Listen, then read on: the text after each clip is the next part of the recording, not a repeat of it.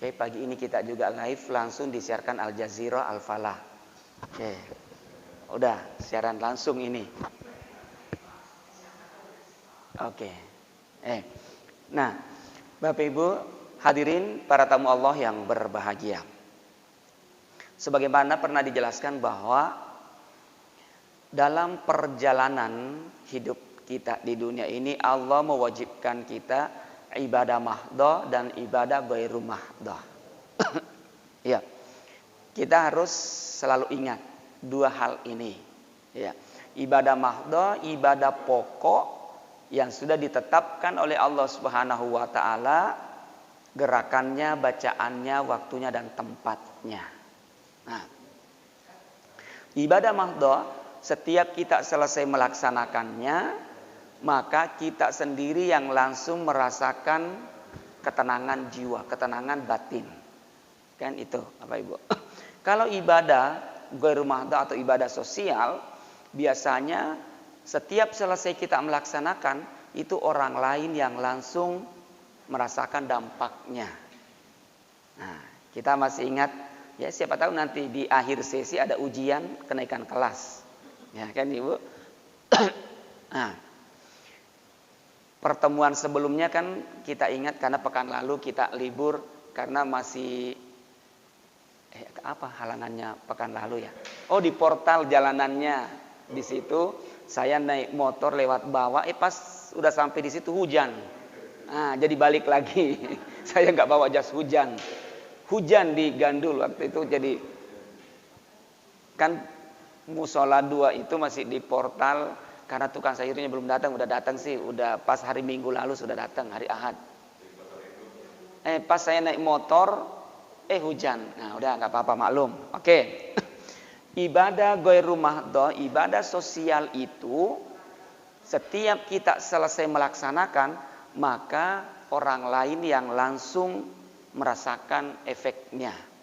Nah, kita masih ingat, kalau saya mudah-mudahan dulu diingatkan, di antara yang ibadah ghairu mahdoh yang ringan kelihatannya, kecil kelihatannya adalah hayyin. Nah, mudah-mudahan kita masih ingat, kalau dalam bahasa akademiknya hayyin itu bahasa tubuh kita. Kelihatan, jadi jangan salah. Kelihatan bahasa tubuh ini, tapi biasanya orang lain yang dalam pertemuan seperti ini, saya membelakangi orang memuju, nggak mau lihat, tengok. Coba, ada apa ya? Biasanya kita selalu, kok tiba-tiba wajahnya selalu, ya, hayyin. Nah, kita udah jelaskan 2 pekan lalu mengenai hal ini. Kemudian apalagi layyin, bahasa yang lembut. Kalau dalam bahasa akademik ada yang disebut bagaimana mengkomunikasikan komunikasi itu. Ya, bagaimana menyampaikan suatu bahasa sehingga sampai kepada yang bersangkutan bisa menerima dengan hati yang tenang. Ya, banyak kebaikan penyampaiannya yang salah, mengkomunikasikan yang salah, sehingga biasanya sampai juga pesan itu kepada yang bersangkutan, tetapi hatinya gelisah, hatinya emosi. Di antara bahasa Al-Quran ada yang disebut dengan kaulan baligha.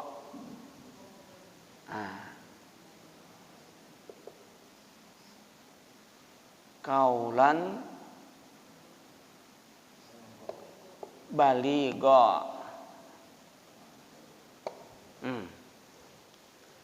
Kelihatan Ibu ya? Kecil ya? Gak apa-apa. Ya. Kaulan baligha.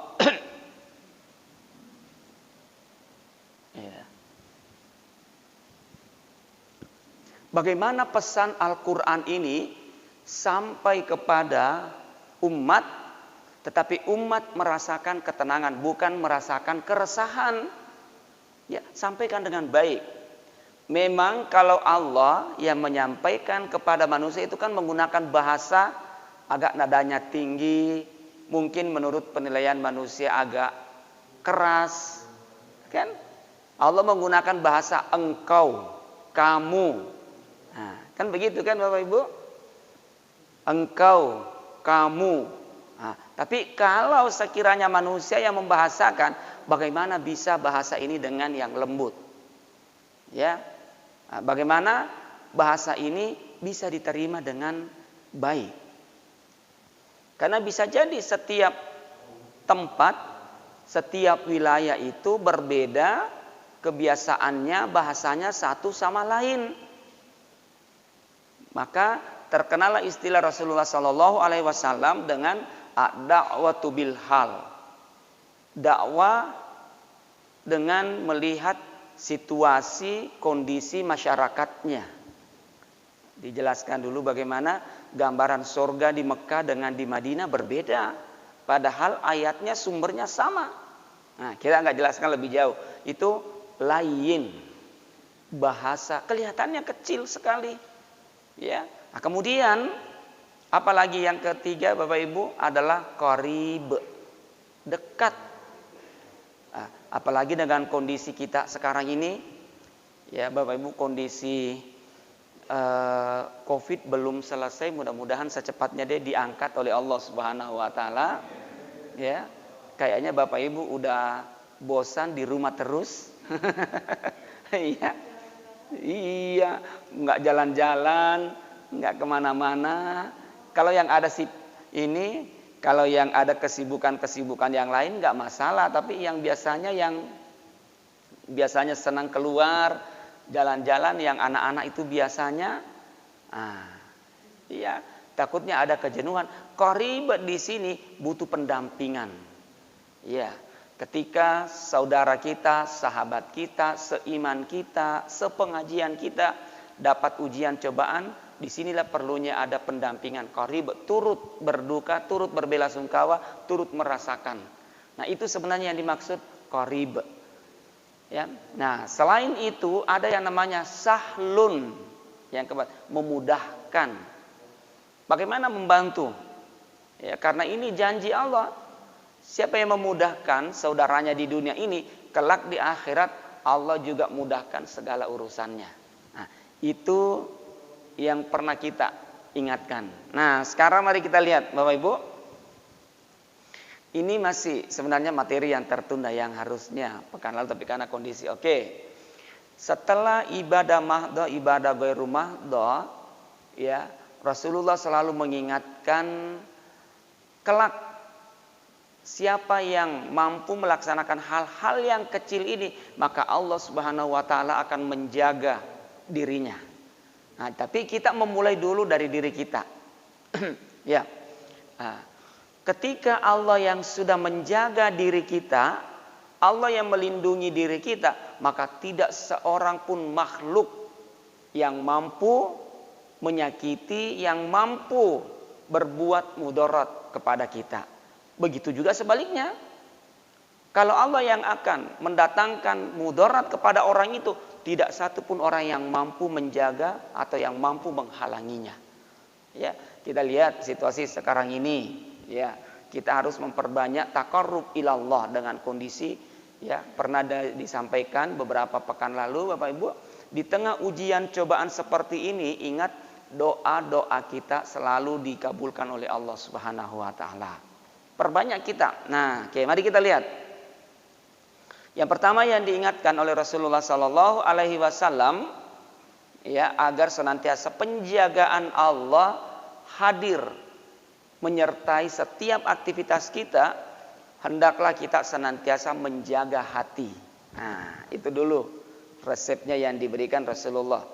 Kita ingat bagaimana hadis Rasulullah sallallahu alaihi wasallam, ala wa inna fil jasadi mudghah idza saluhat saluhal jasadu kullu wa idza fasadat fasadal jasadu kullu ala wahiyal qalb. Nah, dalam bahasa Arab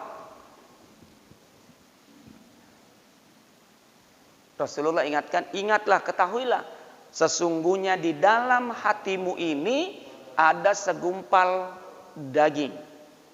Apabila segumpal daging itu sudah baik, maka seluruh aktivitasmu akan menjadi baik. Demikian juga sebaliknya, kapan itu rusak, maka rusaklah seluruh aktivitasmu. Nah, memanage hati, kalau istilahnya A'agim, manajemen kolbu.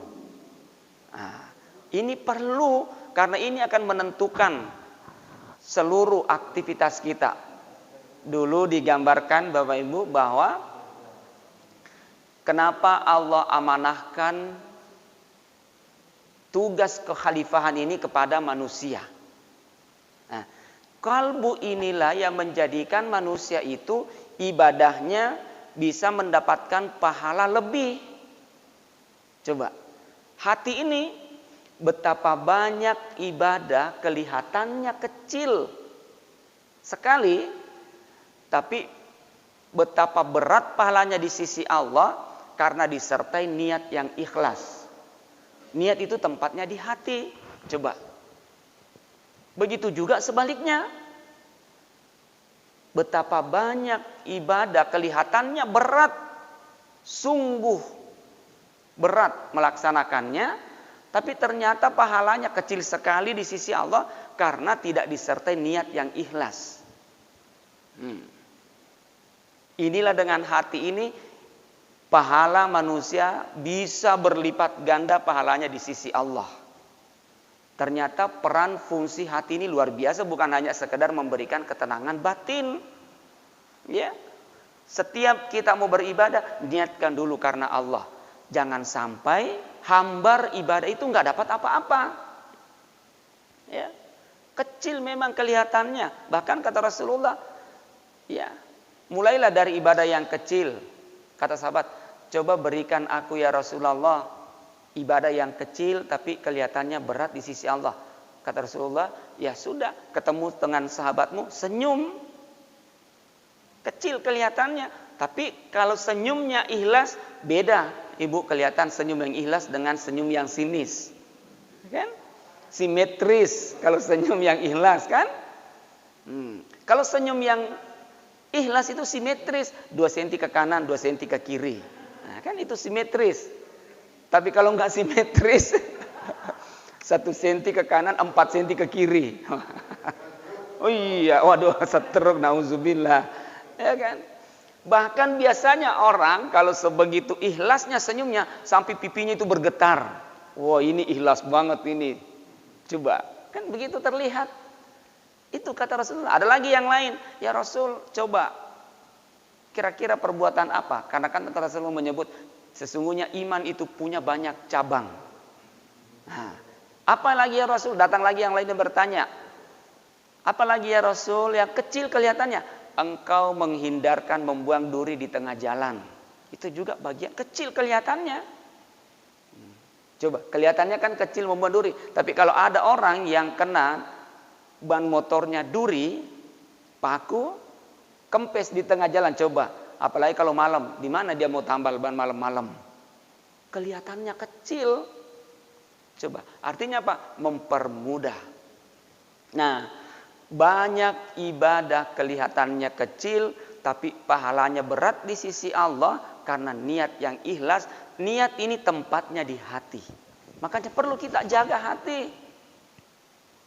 Di tengah kondisi seperti ini, di zaman hoax, kan beredar informasi di media sosial tuh mulai bangun pagi sampai tidur lagi. Pusing. Terus terang Bapak Ibu, kalau saya di rumah udah serem, takut nonton TV sekarang. Lebih baik nontonnya Mekah aja yang live. Ngaji terus sepanjang 24 jam, lebih enak rasanya. Kan Ibu, itu aja deh, lebih enak. Ya, kita. Karena kenapa orang sekarang pada bebas semua memberi komentar. Padahal pernah saya sampaikan, Bapak Ibu coba kita lihat sebenarnya. Berapa sih jumlah sholat fardu rakaatnya? Berapa jumlah rakaat salat fardu kita Ibu? Subuh 2, zuhur 4, asar 4, maghrib 3, isya 4. Coba kita lihat. Berapa yang sir dan berapa yang jahar? Subuh semuanya jahar. Nah, zuhur sir, asar sir, maghrib 2 jahar, 1 sir, isya 2 sir, 2 jahar. Berapa totalnya yang sir, berapa yang jahar Ibu coba? 4 tambah 1 tambah 2, 11. Sementara yang sir, yang jahar, nah, Cuma berapa? Subuh 2, tambah 2 maghrib, tambah 2 isya. Cuma 6. Tambah 6 kan ibu ya? Coba. Artinya apa? Lebih banyak yang sir daripada yang jahar. Pesan moralnya apa? Informasi yang sampai ke kita itu tidak semuanya harus disampaikan. Ada informasi yang hanya cukup berhenti ke kita. Kan begitu. Jangan di-share. Itu kan sir. Sir itu kan artinya rahasia, tapi malah di-share, dibagi. Lah, salah dong. Share dengan sir. Iya, sir itu rahasia, bukan share. Karena sudah di-share akhirnya rahasia, enggak rahasia lagi. Jadi salah. Kan harusnya bahasanya kalau mau di-share itu dibagi jahar. Kan begitu. Akhirnya dengan zaman terbuka-buka begini, urusan rumah tangga orang pun ketahuan semua. Kita menginvestigasi dari cross check. Wah, sampai urusan dapur-dapur, urusan rumah tangga pun dibagi semua. Ya Allah, na'udzubillah, rusaklah negara ini kalau begini. Ya, ada yang seharusnya anak-anak kita nggak boleh tahu, anak remaja kita nggak boleh tahu, tapi dibuka semua, malah menjadi konsumsi publik, malah dianggap wah banyak followernya, banyak pengikutnya, duitnya banyak. Ya inilah bahayanya kalau hanya urusannya materi. Segala bahkan kemungkaran pun dibisniskan, rusaklah. Nauzubillah. Coba. Jadi terbalik. Sir itu rahasia, malah sudah menjadi share, dibagi. Jadi udah, ya. Coba. Lebih banyak rakaat salat itu dalam bentuk sir, rahasia. Sama dalam informasi, menerima informasi, ada kalanya informasi cukup berhenti ke kita. Bahkan kalau perlu anak kita pun nggak perlu tahu. Kan Bapak Ibu? Kalau perlu pasangan pun, coba. Nah, ada yang mungkin bisa untuk keluarga kalangan sendiri. Ada yang bisa untuk grup tersendiri, teman sendiri. Saya juga begitu Ibu, Bapak. Ada informasi, oh ternyata di grup ini cocok, di grup ini nggak cocok. Kan begitu, nggak semuanya harus. Banyak orang kan, wah kayaknya nggak afdol kalau bukan dia pemberi informasi pertama. Wah, seneng kalau dia pertama dapat.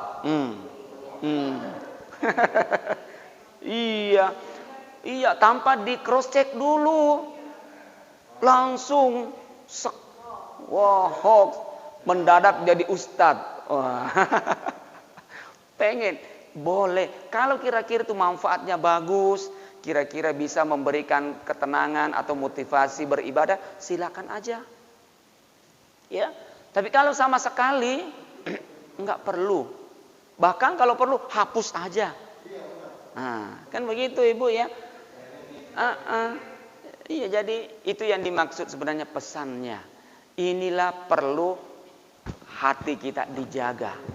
Ya, jangan sampai berita yang dibagi ini ada wajah yang merah, ada telinga yang panas. Kan begitu. Nah, memang sumbernya dari hati, qalb. Jadi ketika ada informasi berita yang kita terima Ibu, coba tanya hati kita dulu. Ini bagus nggak ya untuk di-share? Menjaga hati kata Rasulullah. Nah ini yang pertama kalau pengen di-manage di hati. Jadi betapa banyaknya pahala, betapa banyaknya ibadah kelihatannya kecil, tapi pahalanya besar. Karena niat yang ikhlas dari hati kita. Begitu juga sebaliknya. Tidak sedikit ibadah berat sekali pelaksanaannya. Sungguh berat. Tapi ternyata nggak dapat apa-apa, kecil pahalanya. Contoh kecilnya aja. Orang yang beribadah haji atau umroh, itu kan berat sekali. Ya bagi saya ibadah haji, ibadah umroh itu berat Ibu, ibadah umroh. Tapi betapa banyak yang nggak dapat pahala, hanya kecil sekali pahalanya.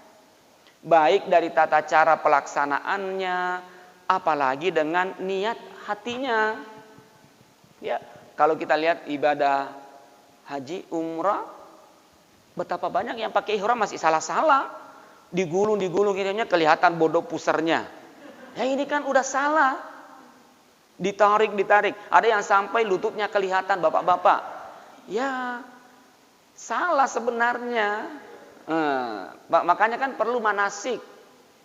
Ya Allah, enggak. Makanya kalau saya melihat di Mekah ini orang tawaf begitu teratur, begitu rapi, saya berpikir dalam hati, bisa jadi orang ini karena udah puluhan tahun doanya baru diijabah oleh Allah. Saya waktu umrah 2016, saya masih ingat. Oh ya, 2016 waktu itu sama anak-anak, sama keluarga besar. Jadi waktu di Madinah karena itu entah gimana, wallahu alam, itu kok kamar saya sendiri kan berempat sama anak-anak. Di antara saudara semuanya kan ada di hotel itu kan ibu ada kan apa sih yang pemanas air. Selalu kan ada. Apalagi nih hotelnya kan bintang 5 waktu itu. Lah kok enggak ada cerek ininya pemanasnya. Saya tanya saudara, ada kok Dek, coba cari. Saya datangin, kan kita kamarnya berdekatan semua. Karena satu bus itu rombongan orang bapak mertua semua enggak ada. Ada semua kok tumben. Ini dosa apa gerangan ini? Kok nggak ada? Padahal kan saya kan bawa anak saya yang baru 2 tahun setengah mau minum susu tempo-tempo tengah malam. Kok nggak ada? Nah saya minta ke yang cateringnya, saya minta, Pak minta dong Pak, kok kamar saya nggak ada ikannya? Oh ayo Pak Haji sini. Saya dibawa ke tempat di bagasi di hotel di samping itu. Masya Allah banyak banget ternyata. Cereknya banyak banget di situ, jadi persiapannya itu banyak banget. Cuman ketinggalan kamar saya. Bahkan dia minta bawa aja deh Pak itu, nggak apa-apa mau bawa ke Mekah atau mau bawa pulang ke Indonesia nggak apa-apa. Karena orang Madura, orang Madura. Pas kita mau berangkat waktu itu ke Mekah 1 hari lagi, saya balikin itunya mau berangkat sore. Pak ini nggak taruh aja di situ Pak Haji, bawa aja. Kalau saya bilang kan pasti di Mekah juga ada. Nah pas kita udah mau berangkat dia minta, Pak Haji, tolong doakan saya juga supaya bisa umrah ya. Saya udah lebih 10 tahun di Madinah belum pernah ke Mekah. Masya Allah, udah 10 tahun lebih. Dia kan kepala catering, punya usaha catering. Bayangin ibu, kalau catering itu berapa ribuan orang di satu hotel aja itu berapa. Saya kaget, lah Pak, kok enggak umrah? Padahal udah 10 tahun lebih. Mana ada kesempatan Pak Haji, enggak ada kesempatan. Ini coba untuk sarapan pagi aja berapa kita udah bangun. Saya sih nggak masak tapi mengkoordinir. Ini lantai ini. Apalagi kalau bintang 5 begini nggak harus betul-betul ini, nggak bisa. Iya. Belum aja selesai sarapan pagi, persiapan untuk makan siang sudah harus. Oke. Belum selesai makan siang, persiapan untuk malam. Udah harus stay. Ya Allah. Jadi udah lebih 10 tahun di Madinah belum pernah umrah. Coba. Dan saya berkali-kali begitu. Yang paling seru lagi itu yang di Hotel Fairmont Zamzam. Fairmont 3 tahun yang lalu, ya 2017 waktu itu yang manajernya di situ itu orang Sunda. Mas Teddy. Orang Sunda belum pernah ke depan Ka'bah untuk sholat. Bayangin. Coba. Di hotel itu kan dilihat terus Ka'bahnya begini. Di Fairmont itu kan yang terbagus. Ibu yang paling tinggi itu. View-nya langsung Ka'bah di bawah. Tapi pengen banget Pak Ustadz. Sholat di depan Ka'bah. Coba belum pernah ngerasain. Udah 3 tahun. Bayangin. Ya Allah kok sampai sebegininya. Jadi jangan salah orang yang di Mekah itu udah umrah atau udah bisa jadi belum pernah masuk di Masjidil Haram, belum pernah masuk di Masjid Nabawi. Karena bisnis. Saya bilang, ya Mas Teddy kok enggak ini? Ya gimana bisa Pak Ustadz? Coba aja lihat begini kita kesibukannya begini. Selesai begini shiftnya cuma berapa waktu yang kita, ya paling hanya sejam itu istirahat. Mana sempat kalau dari sini mau ke bawah itu pulang lagi. Siap-siap begini. Nah, akhirnya dengan ujian cobaan COVID ini, coba kita lihat. Mereka inilah, kalau saya inilah orang-orang yang kerinduannya luar biasa. Lebih rindu barangkali daripada kita untuk beribadah di Ka'bah, di Masjidil Haram. Dan saya lihat tawafnya itu mereka khusyuk, begitu ikhlas banget. Teratur rapi. Beda kalau kita jamaah berjubel kan Ibu. Saya pernah bawa jemaah orang-orang Sulawesi, orang-orang Mamuju. Yang waktu itu Ibu. Kita desak-desakan. Ya Allah, apa yang dikatakan? Ayo cepat-cepat biar cepat selesai. Jadi ketika kita tawaf, padahal ketika kita tawaf Ibu, setiap langkah kaki kanan ini dicatat pahalanya 100 kali. Kaki kiri itu menggugurkan dosa-dosa kita. Jadi sebenarnya makin jauh kita rute tawafnya, pahalanya makin besar, dosanya makin banyak yang gugur. Tapi karena dia nggak ngerti, ya orang memuju, ayo cepat biar cepat selesai. Ya Allah. Oh iya, sampai di depan itu pun sampai berdiskusi sengit. Kayaknya udah habis ini, udah selesai. Enggak, belum, 1 kali lagi. Belum, udah habis. Ya Allah, apa sih salahnya kalau misalnya ragu, tambahin aja 1 kali lagi selesai. Kan begitu. Kan dalam hadis Rasulullah, kalau Anda ragu tentang tawafnya, udah berapa kali bilangan, ambil yang terkecil. Ini 7 apa 6 ya? 7 apa 6 ya? Ambil aja 6, tambahin 1 lagi. Udah. Sampai berdebat di situ. Udah habis yuk keluar. Belum, baru 6. Ya Allah ini. Jadi dia hanya pengen buru-buru menyelesaikan. Sementara yang kita lihat, coba Ibu, kalau kita lihat orang meski ya longgar sekali, kalau dia bisa cepat selesai tawafnya, paling 10 menit udah selesai sebenarnya kan Ibu. Ya. Dengan kondisi lapang yang begini, tawaf kalau misalnya orang yang tergesa-gesa, udah ambil aja yang terdekat di Ka'bah itu, 10 menit selesai 7 kali. Tapi bukan itu yang dia kejar, keikhlasannya. Ya, hatinya ada ketenangan ketika beribadah, sehingga dia teratur rapi. Betul, saya bilang, bisa jadi yang dapat giliran beribadah ini di Ka'bah ini, mereka inilah orang-orang yang kerinduannya bisa jadi puluhan tahun baru. Jadi betul-betul disertai keikhlasan. Betapa banyak pekerjaan ibadah kecil, pahalanya besar, tapi begitu juga sebaliknya. Berat, tapi tidak mendapat apa-apa karena niat. Makanya inilah perlunya menjaga hati. Karena hati inilah menentukan kualitas ibadah kita. Itu yang pertama, yang harus. Makanya ketika kita berhasil menjaga hati kita, maka Allah pun akan menjaga kita. Ya, jadi menjaga terutama dalam hal ibadah, menjaga dalam hal bersosial media. Itu yang perlu kita ya. Yang kedua yang diingatkan Rasulullah Shallallahu Alaihi Wasallam. Nah kita lihat ini panjang sebenarnya dalam. Yang kedua yang perlu kita jaga supaya penjagaan Allah datang, menjaga lisan. Sekarang orang lisan kan enggak, tapi melalui tangan, kan? Ya. Betapa banyak orang terjadi percekcokan, bahkan perpecahan gara-gara lisan ini. Ya, lisan sekarang tidak mesti harus dengan komunikasi yang verbal yang langsung begini, bisa melalui dengan bahasa tulisan. Sekarang kan lagi zamannya bahasa tulisan. Tidak sedikit orang berpecah, termasuk umat kita ini, antara satu kelompok dengan kelompok yang lain, antara ulama dengan yang satu, karena beda persepsi pandangan. Saya pernah katakan itu di Al-Azhar Mesir, itu kalau di dalam forum diskusi itu sengitnya luar biasa. Sengit sekali ketika diskusi, tapi di dalam forum. Namun sebelum mereka keluar dari forum, persoalan itu harus selesai. Ya, sehingga tidak terbawa di luar ruangan, apalagi sampai terbawa dalam kehidupan keseharian. Bedanya dengan kita, ya, sampai keluar-keluar di TV, sampai menjatuhkan satu sama lain.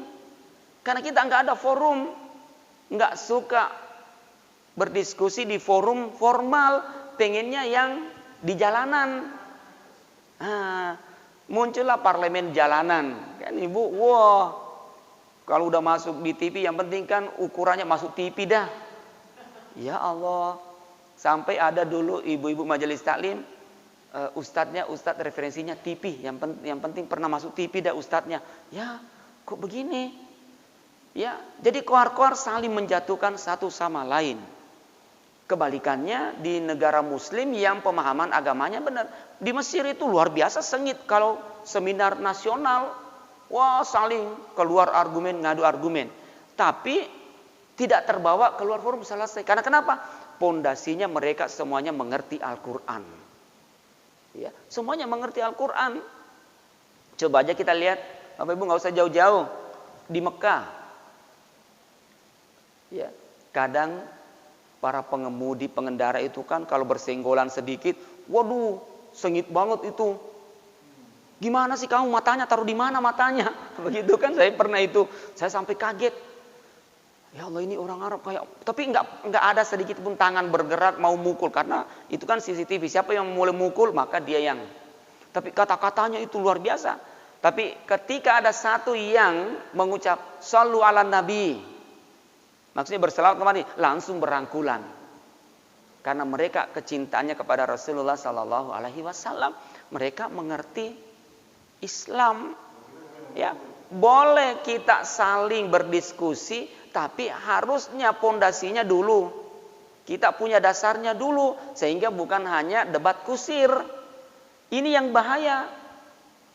Berbicara tentang agama, dia sendiri nggak punya dasar agama. Kan ini yang banyak yang merusak Islam.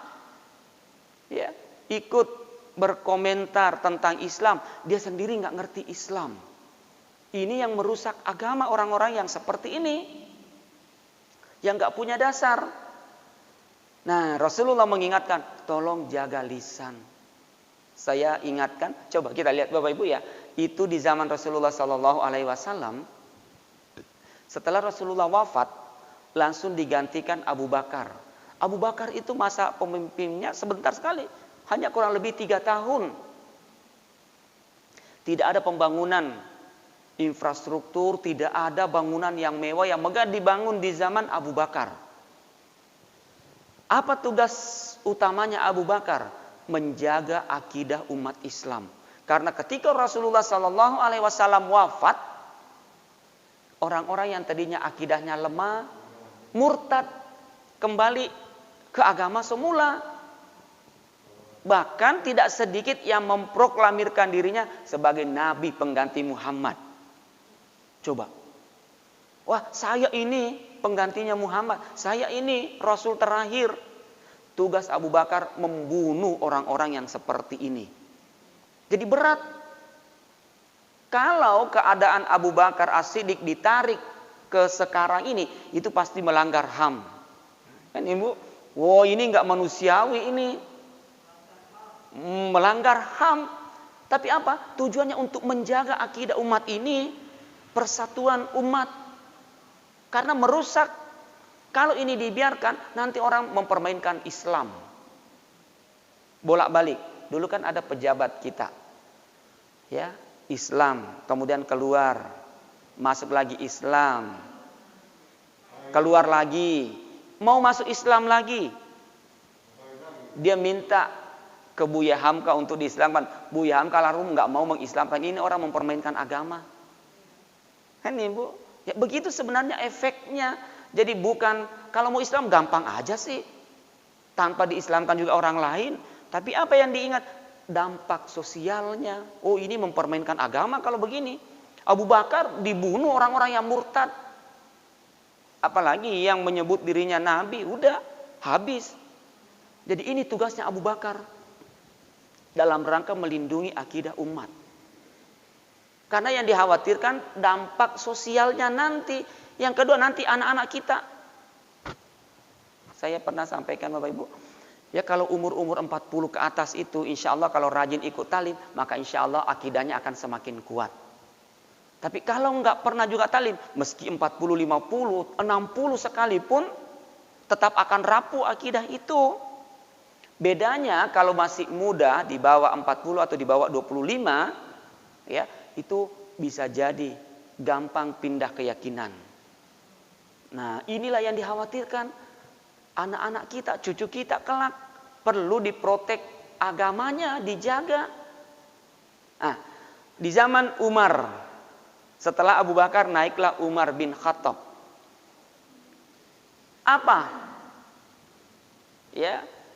Apa keunggulannya Umar bin Khattab?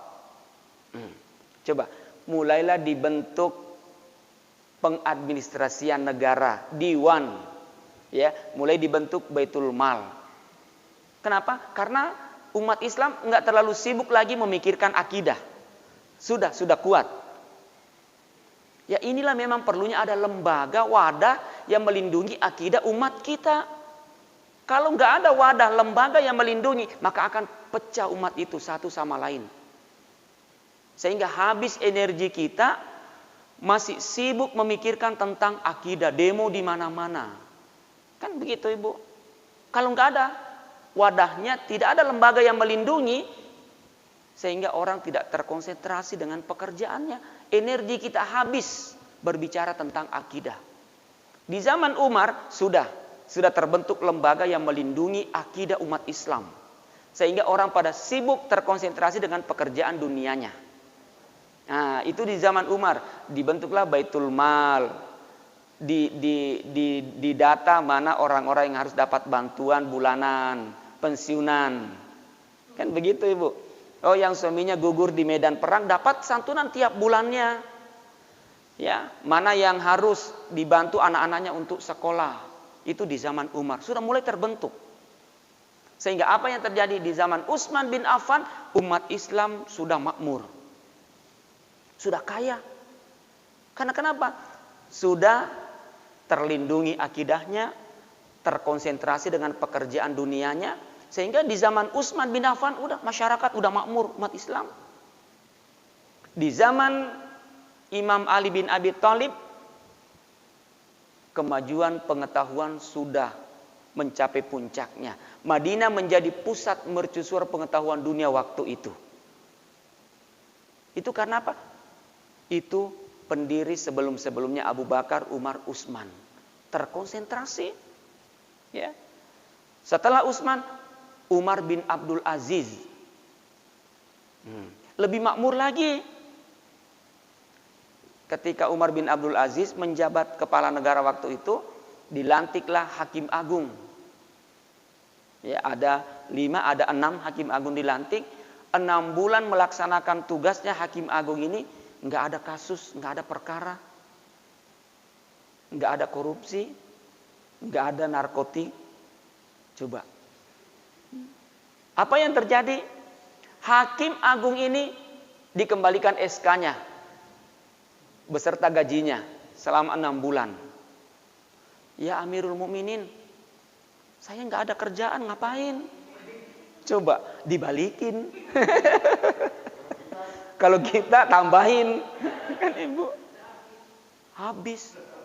Saya nggak mau makan gaji haram, karena nggak ada kerjaan dari awal pelantikan sampai hari ini dihitung udah 6 bulan. Mereka sepakat, hakim ini dikembalikan SK beserta gajinya. Bandingkan dengan kita sekarang berebut, Masya Allah.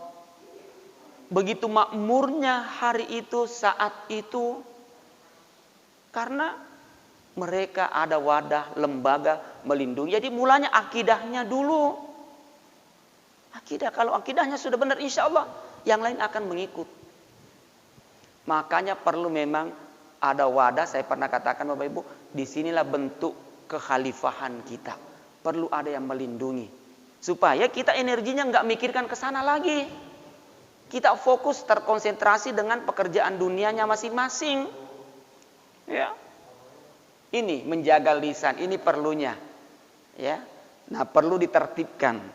Nah, Bapak Ibu yang dimuliakan Allah Subhanahu wa taala, selanjutnya poin yang ketiga yang diingatkan Rasulullah sallallahu alaihi wasallam, menjaga pendengaran. Nah, kelihatannya kecil sekali. Tadi dikatakan kecil tapi sering terabaikan. Ya. Kenapa kita selalu diminta oleh Allah Subhanahu wa taala, ya, Kalau di dalam Al-Quran, inna sholata kanat alal mu'minina kitaban mauquta. Sesungguhnya sholat bagi orang-orang mukmin itu waktunya sudah ditetapkan. Kenapa ada waktu-waktu sholat? Ya, bisa jadi tadi, ya, lisan kita salah ucap lagi, selesai subuh, waktu zuhur balik lagi. Bisa jadi selesai zuhur, pendengaran kita melenceng lagi, kembali di waktu asar. Jadi di manage antara waktu itu. Inilah, tidak ada cara lain yang tepat untuk menjaga lisan, menjaga pendengaran, kecuali dengan mengikuti tadi tuntunan ibadah. Ya, kelihatannya kecil. Jangan beri peluang setan ini yang masuk membisikkan kata-kata kotor, kata-kata yang penuh kebencian. Kita tutup. Ya, sudah nggak zaman lagi. Apalagi sekarang memang luar biasa pengaruhnya, dahsyat sekali dengan kehidupan dunia di akhir zaman. Ya, karena kenapa? Itu bisa merusak, meruntuhkan, merobohkan pahala kita. Ya. Nah, ini yang diingatkan Rasulullah SAW. Kemudian yang keempat terakhir, menjaga pandangan. Mulai dari tadi menjaga hati, ya, menjaga pendengaran, penglihatan, menjaga pandangan kita. Ya. Jadi menjaga lisan yang kedua, ketiga menjaga pendengaran, ketiga, keempat menjaga pandangan kita. Yang lihatnya yang begini, maksudnya begini Bapak Ibu ya. Kalau kita bisa menjaga 4 hal ini, ya, menjaga hati, menjaga lisan, pendengaran, pandangan, apa maknanya intisarinya? Maka bisa dipastikan orang-orang yang seperti ini seluruh aktivitasnya selalu terhubung dengan kehidupan akhirat. Ya. Nah, apa maksudnya? Kalau mau selalu mendapatkan pahala, jadikan seluruh aktivitasmu di dunia ini kira-kira bermanfaat nggak buat akhirat. Nah, itu aja. Jadi apapun aktivitas, apapun profesi, apapun pekerjaan kita, jadikanlah selalu terhubung dengan kehidupan di akhirat. Ada nggak manfaatnya untuk akhirat? Kira-kira ini berpahala nggak? Nah, coba kembali ke hati tadi. Ya, kalau kira-kira tidak ada koneksinya, relevansinya dengan kehidupan akhirat, udah deh. Bukan berarti kita, oh kalau gitu berarti kita nggak makan, nggak nonton lagi, nggak. Bukan. Kira-kira ada nggak? Ya, bermanfaat nggak buat akhirat? Tentu memang dibutuhkan pengetahuan tentang akhirat. Kalau nggak ada pengetahuan kita tentang akhirat, apalagi nggak percaya, ya sudah nggak terarah kehidupan dunianya. Ya, disinilah perlunya kita tahu amalan-amalan yang bisa mendatangkan pahala untuk di akhirat. Ketika kita tahu mengenai hal ini, maka orang ini seluruh aktivitasnya di dunia ini selalu terhubung dengan kehidupan akhirat. Oh, ini saya pernah dengar, pernah baca, kan di dalam hadis qudsi ada ucapan ringan sekali di lidah, tapi berat nanti di timbangan. Subhanallah walhamdulillah wala ilaha illallah wallahu akbar. Perbanyaklah. Maka kata-kata inilah yang selalu keluar, baik dalam kondisi ya senang, dapat ujian, ya, coba.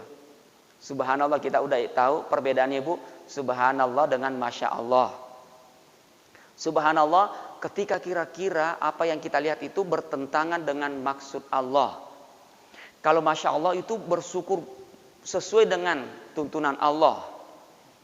Kan? Masya Allah luar biasanya. Subhanallah itu artinya bisa jadi tidak sesuai dengan penciptaan Allah, tidak sesuai dengan kehendak Allah. Ya, lagi kaget, astagfirullah, lagi kurang enak, ada teman yang mungkin bullying dia, astagfirullah. Lagi dapat kesenangan, alhamdulillah. Semua terhubung. Jadi jangan kata-kata itu dari yang kecil tadi. Pandangan, bisa jadi pandangan kita orang ini jalan pagi, tapi pandangannya melihat di sekitar, tapi hatinya terhubung dengan Allah. Banyak. Inilah yang dimaksud tadi pesan Rasulullah, kelihatannya kecil tapi selalu terhubung dengan kehidupan akhirat. Jadikan seluruh aktivitas kita tidak lepas dari kehidupan di akhirat. Maka insya Allah kelihatannya kecil sekali, tapi ternyata pahalanya, dampaknya besar di sisi Allah Subhanahu wa taala. Mudah-mudahan kita termasuk orang-orang yang demikian, yang mendapatkan keberuntungan yang besar, ya, meski kelihatannya kecil, tapi jangan kita menganggap remeh. Sehingga di tengah kondisi seperti ini, mudah-mudahan Allah Subhanahu wa taala senantiasa memberikan kepada kita kebahagiaan, menjaga, melindungi kita. Dan yang tidak kalah pentingnya kita berdoa, mudah-mudahan insya Allah ujian cobaan Covid ini segera diangkat oleh Allah Subhanahu wa taala. Ya, jamaah kita sudah aman semuanya ya Bapak Ibu ya. Ya, tetap kita harus semangat.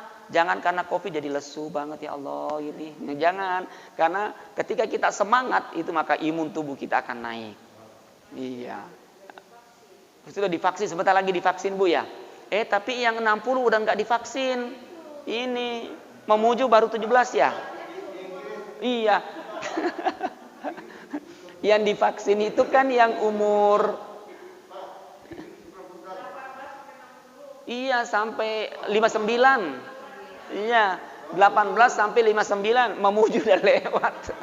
Udah nggak diperhatikan. Ya Allah, udah kasihan banget udah nggak dapat vaksin. udah nggak semangat dia. Udah nggak semangat dia, udah letoy, kasihan banget. Jadi sebenarnya saya kan karena pernah Covid, ya, tiap hari kan cuma disuntikin vitamin C di sini. Saya sebenarnya cuma sepekan, seminggu dari hari Jumat ke Jumat itu alhamdulillah udah sembuh. Tapi ya udah sampai 10 hari aja deh, 12 hari aja kata dokter. Ya udah. Karena itu masih banyak jatahnya ya udah. Jadi sampai 12 hari, ini 5 hari tangan kanan, 5 hari tangan kiri dimasukin vitamin C tiap pagi. Ya udah silakan aja. Saya mah seneng aja. Orang juga kalau mau berangkat umroh kan Ibu ya, selalu kan ditawarkan di rumah sakit vitamin C, ambil itu. Karena itu ketahanan tubuh kita selama di Mekah kalau cuaca ekstrim, panas atau dingin, alhamdulillah, apalagi kalau biasanya kita membimbing, itu kan memang mahal Ibu, 350 sekali. Sekali disuntik 350. Jangan yang murah, kalau yang 150 itu takutnya itu mungkin cuma air biasa aja. Takutnya itu air raksa yang dimasukin. Nah yang mahal 350. Saya tanya dokternya, tapi ini yang bagus kan? Oh ya bagus Pak, ini yang harga 350 ya. Oke silakan. Udah. Ini 5 kali, 5 hari ya. Udah alhamdulillah. Nah jadi sebenarnya yang nggak dapat vaksin, vaksin Covid yang sudah 60, ya udah suntikan vitamin C aja. Ada kok di poliklinik, itu ada di poliklinik yang terdekat aja. Poliklinik ya Mamuju, minta aja di sana, minta ke Pak RT, ada Pak RW kita, minta untuk disuntik vitamin C. Ya kasih air aqua, dah campur dikit aqua biar agak ini. Itu bagus Ibu ya. Jadi kalau vitamin C yang masuk ke mulut kan takutnya lari ke lambung atau ini. Nah kalau itu kan langsung insya Allah sehat deh.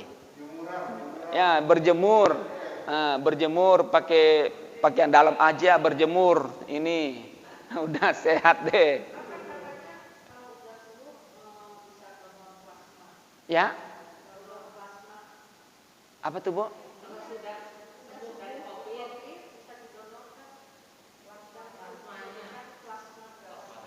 Oh iya, udah. Dan kalau udah sembuh juga itu insya Allah kekebalan tubuhnya 5-6 bulan ke depan insya Allah sehat. Iya, jadi sehat dah. Ya jadi yang dapat suntikan Covid itu umur 18 sampai 59. Ya berarti yang sudah 60 itu udah dibiarin aja dah. Udah dibiarkan aja. Udah laskar tak berguna. Ya. Ya, bukan berarti gitu, karena kan maksudnya pemerintah ini yang 60 itu kan aktivitasnya banyak di rumah. Yang banyak beraktivitas di luar ini kan yang 18 sampai 59 masih banyak di luar. Yang pasti Bapak Ibu ya tetap menjaga kesehatan, protokol kesehatan, ya sering-sering berwudu, ya cuci tangan, kemudian istirahat, ya pakai masker. dan jaga jarak. Itu aja sebenarnya, insya Allah. Ya kita sudah melihat juga sudah mulai kondisi menurun, ya menurun ini kecuali kemarin karena pilkada itu kerumunan orang lagi naik lagi, ya pilkada ini banyak kenaikan setelah pilkada ini karena kerumunan. Ya mudah-mudahan ya Bapak Ibu, ya waktu syuruk sudah tiba. Baik, mari kita sejenak memohon berdoa kepada Allah Subhanahu wa taala. Mudah-mudahan ya seluruh kajian rangkaian kita hari ini insya Allah mendapatkan petunjuk hidayah dari Allah Subhanahu wa taala. Selamat kita di dunia dan selamat di akhirat kelak. Amin ya Allah ya rabbal alamin. A'udzubillahi minasyaitonir rajim. Bismillahirrahmanirrahim. Alhamdulillahirabbil alamin. Hamdan syakirin, hamdan naimin, hamdan yuafi ni'amahu kafi mazida. Ya rabbana lakal hamdu wa lakal syukru kama yanbaghi li jalali wajhikal karim wa li azimi sultanik. Allahumma shalli wa sallim wa barik ala sayyidina Muhammadin wa ala alihi wa sahbihi ajmain. Allahumma innaka afuwwun karim tuhibbul afwa fa'fu anna ya karim. Allahumma ighfir lana dzunubana wa li walidina warhamhum kama rabbana shighara. Rabbana hab lana min azwajina wa dzurriyyatina qurrata a'yun waj'alna lil muttaqina imama. Rabbana atina fid dunya hasanah wa fil akhirati hasanah wa qina adzabannar. Wa sallallahu alaihi walhamdulillahi rabbil alamin. Mudah-mudahan doa harapan kita dikabulkan Allah Subhanahu wa taala dan mohon maaf atas segala kekurangan khilafan. Wal afu minkum. Wassalamualaikum warahmatullahi wabarakatuh.